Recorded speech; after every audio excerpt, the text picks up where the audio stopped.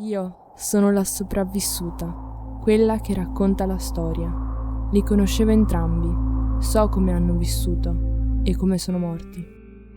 Con queste parole comincia la storia di una grande amicizia e di qualcos'altro, di troppo grande per loro. Ella e Claire hanno 17 anni e dormono insieme fin da bambine. Vivono in simbiosi, sono felici, piene di voglia di vivere e di assaporare l'ebbrezza della libertà e dell'amore.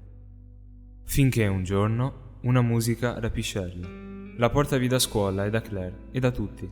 È il canto di un misterioso giovane senza età che appare e scompare.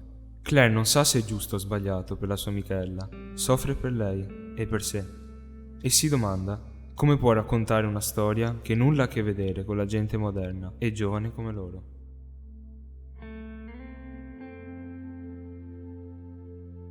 Indosserò una maschera e lascerò che Orpheus respiri attraverso me, parli attraverso me.